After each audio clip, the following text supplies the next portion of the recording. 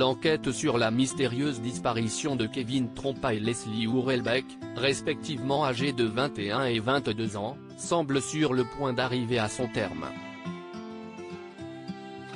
Pour mémoire, le jeune couple était porté disparu depuis le 25 novembre 2022. Ce jour-là, ils avaient passé la soirée à Praek, une commune de 2000 habitants située à proximité de Niort, dans le département des Deux-Sèvres.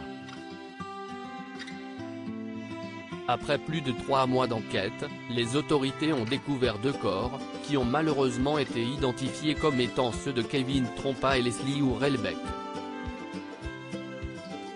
Si est-il le cadavre du jeune homme qui a été exhumé en premier le vendredi 3 mars 2023, tandis que celui de sa défunte compagne fut retrouvé le lendemain en fin de matinée. Le corps de Kevin a été découvert sur le territoire de Puyraveau, une commune jouxte en Virson, alors que celui de Leslie a été retrouvé dans un bois de ce village comptant 700 habitants, situé non loin de Surgères en Charente-Maritime.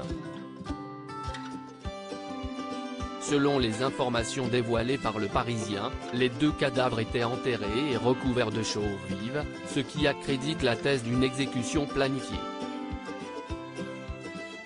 Pour mémoire, au début des investigations, les enquêteurs pensaient que le couple avait pu vouloir disparaître volontairement.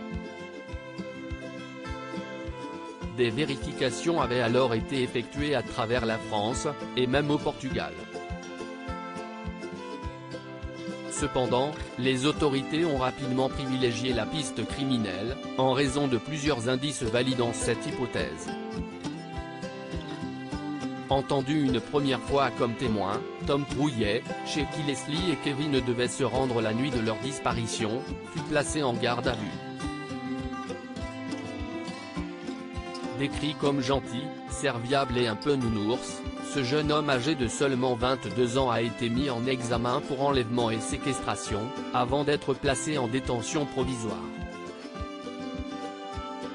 Par la suite, les enquêteurs ont aussi placé en garde à vue une connaissance de Tom Trouillet, Nathan Badji.